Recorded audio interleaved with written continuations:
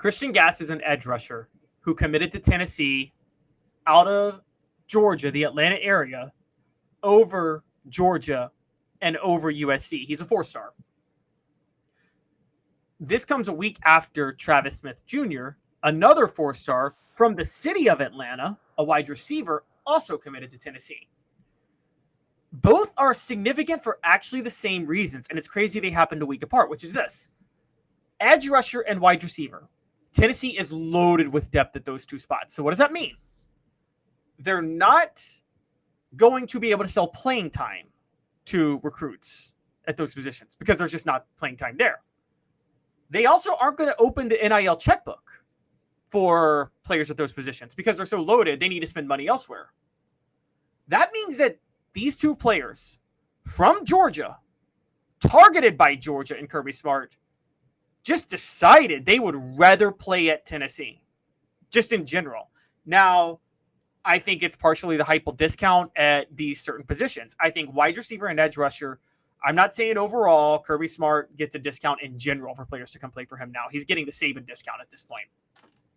But I do think that Josh Heupel gets discounts for wide receivers, quarterbacks, and edge rushers. Now, a lot of you guys would say, well, why edge rusher? You know, Kirby Smart's a defensive specialist. You would want to go play defense at Georgia. Not edge rusher. Josh Heupel's offense is designed to get teams early leads and force opponents into obvious passing downs, meaning edge rushers can eat a lot. That's how Byron Young gets to turn into an NFL draft pick after being a walk-on from a junior college who worked at a grocery store years ago. That's how, I mean, James Pierce is transcendently great no matter what, but he certainly benefits even more playing in this system, and he will this year because Tennessee didn't get the leads they usually like to get last year. So that's Can I insert something about James Pierce? Because I'm a nerd and I couldn't sleep at 3 a.m. on Saturday night, so I got up and I watched tape of James Pierce, which, you know, why does my wife stay with me? I don't know. But I do think that he benefits greatly from this attack because he is a little bit lighter. He has power. I'm not questioning anything about his game. You're right. He's transcendent. But would he be who he is in the minds of the national media if he were playing for a system that – and the system now that he's in, he can put 2 hands down. He can put 1 hand down. He doesn't have to put a hand down. He has a lot of freedom. Would he be a national guy if he didn't play in this defense? I think that is questionable. Would he be second team all SEC? Possibly if he has to play the run half the time. So I think it does showcase him, even though you're right. He'd be great no matter what he played in. Yeah, I mean, if this were John Chavis's old 4-3, he'd be an outside linebacker, wouldn't he? He wouldn't be a defensive end in that system. Probably, exactly. He's Raynoch Thompson. Yeah, exactly. He is Raynoch Thompson with his hand down. That is weird to make a comparison, not to get sidetracked, but for a linebacker and a defensive end, yes. But physically, he reminds me of Raynoch Thompson. Yeah, because he's not. I remember the Chavis defensive ends. I mean, the Sean Ellis's of the world. They were big. They were big. They were fast, but they were big. And so Pierce wouldn't really fit into that. Yeah, I think that's a great point, and it is the system. And I think people like Christian Gass, who committed, see that. And again, he's a 4-star. Now, I'm saying this. He's a 4-star linebacker / edge. We don't know which way he's going to go. So he's listed as a linebacker in some places. He's listed as an edge rusher in some places. He's like 215 pounds. That is a linebacker size. But because of what they've done with James Pierce, you could very easily see them move him over to edge. And quite honestly, there is a spot on Tennessee's defense where there is that outside linebacker edge hybrid where, you know, like you talked about, sometimes guys can play with their hand up or play with their hand down, and it depends. And he could be that guy. From a recruiting standpoint, I'm going to throw something crazy at you. I think a highly rated edge rusher would prefer Tennessee over just a highly rated quarterback. Now, I'm not going to take receiver from you, but I'm going to rank as far as Tennessee's allure to certain positions. Receiver, number 1, no argument, right? I mean, that's the way it is. You're going to get a lot of yards. Number 2, it's edge rusher or defensive end.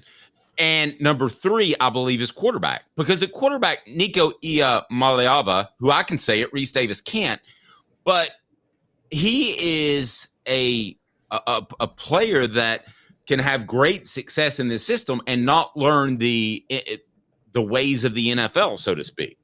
A lot of people are saying that. So, and I think that was Chris Fowler, by the way. Did I say Reese Davis, Caleb? I thought it was Reese Davis too, but I listened today, and I think it's Chris Fowler who does the broadcast for the game. I misspoke. But I don't think that the sales pitch to a quarterback is we're going to get you ready for the NFL. You don't know that yet. You don't have proof of that yet on Josh Heupel's resume. So I'm telling you, if I'm making a pitch to somebody, I feel best about receivers. I feel second best about defensive ends. I feel like I can walk in there as a defensive end or recruiting a defensive end and tell him this is the best spot because of the way we'll showcase you, Caleb. And here's another factor when it comes to defensive linemen. They play a lot of guys. They rotate guys in. So you're going to play probably by the time you're a sophomore. Caleb, Gass was a huge pickup. There's no question. And we have to discuss at some point, is Tennessee even close to the level of Georgia in recruiting now? Now, Georgia's still pushing for number 1. Tennessee's number 10, and there can be a vast difference there. But the last 2 pickups make me wonder if it can get really competitive. I think it will start to get competitive if they start to win more. I still think Tennessee's at the level. Jimmy Hyams and I talked about this when you were off. It must have been about 3 weeks ago, something like that. But we both agreed that, Tennessee doesn't recruit at the level where they could run a standard, bland, vanilla, pro-style offense and just win with tough defense. They're not recruiting at that level. Georgia can do that. They have to have a creative offense to a certain degree, an offense that teams aren't ready for, and have a system to be able to win. I don't know if they'll ever recruit at that level. Look, as long as Georgia's around and doing what they should do and isn't run by drunken Ray Goff, as you like to say, it's a lot harder for Tennessee to be like that top. It's a lot harder for them to do what they did in the 90s, even in the NIL age. It's just not, I don't think that's possible anymore. And I've said that for a while. I don't think they can do what they did in the 90s as long as Georgia is relevant. And that's kind of and it's even harder when South Carolina or Clemson is relevant because, again, Tennessee had their pick of the litter in that Tennessee. The Low Country delivered the national championship for Tennessee in '98. Let's just call it what it is. And the Carolinas, yes. Yeah. Well, Low Country is South Carolina and Eastern Georgia. Right. But, yeah.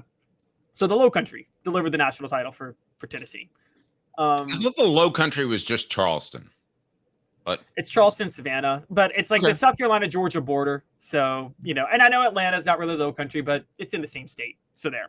All I'm saying is that those 2 states, not that Tennessee didn't, not that the state of Tennessee didn't, not that they didn't get help from Peerless Price out of Ohio and T. Martin out of Alabama, but the Georgia-South Carolina region delivered the national title. Tennessee can't get, you're not going to get a golden trio of Deion Grant, Kosi Coleman, and Jamal Lewis. That's not happening as long as Georgia's relevant. Wait, had they maybe not? Are they maybe in the middle of that? Why do you think? No.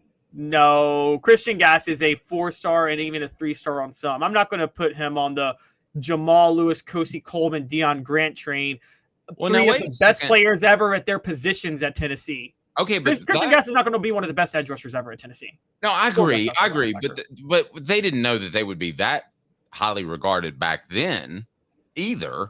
We don't have recruiting rankings in the mid-90s, so we don't know what Deion Grant, Jamal Lewis, and some of those, Kosi Coleman were rated, but we know they were pretty good. And Jasper Sanks, there was a debate over Jamal Lewis and Jasper Sanks, and Georgia went after Jasper Sanks. So I don't know. Jamal Lewis was a lock. He wasn't a lock to be a superstar tailback.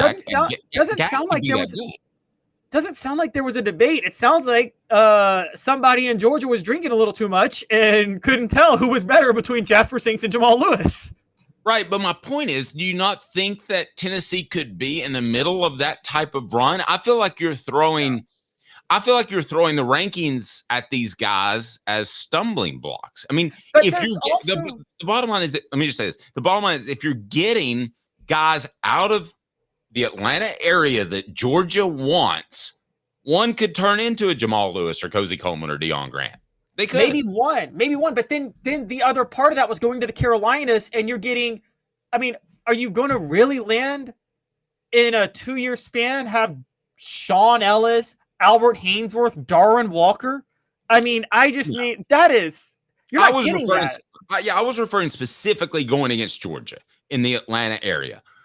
Tennessee could be in the middle, and I'll grant you, I'm not saying they are, but they could be in the middle of that Georgia pipeline that leads to a championship, couldn't they? I don't know if I'd call it a pipeline, because I think the guys they had, I think there's other people that are at the heart of that, some of the receivers and people like that. So I think they have players but in 98, it was a pipeline. It was a low country pipeline in 98. The whole team was built around that region. And I don't really think it's the same now. It was built around that region. And also, I think Tennessee got lucky with some really good in-state talent that came in. And then they sprinkled in some national. You had Peerless Price, Dwayne Goodrich, and Terry and Rannoch Thompson, all from over different places. So I think now now I want to preface this and come back with NIL could change that. But I don't think that. I think we now know, looking back, that trio right there. I mean, again, you're talking about they were probably the 3 best players in their class in 97. I would say that. Is it safe to say they were the 3 best recruits out of Georgia in 97? Do you think Tennessee's ever going to get the 3 best players out of Georgia ever again? See, we didn't have recruiting rankings, so I can't really tell you. You know what I'll do? I'll do a little bit of research. And even though we won't have recruiting rankings, Fred White will be real honest with me. Were they the 3 top? I don't know. Jasper Sanks, I know, was rated higher than Jamal Lewis in some coaches' minds, like Drunken Ray Goff. So, again, Drunken Ray Goff. By the way, Ray Goff couldn't win at Georgia. That just shows you, again, like, if you can't win at Georgia, it's very much like not being able to win at LSU or Ohio State. You're a very low IQ individual.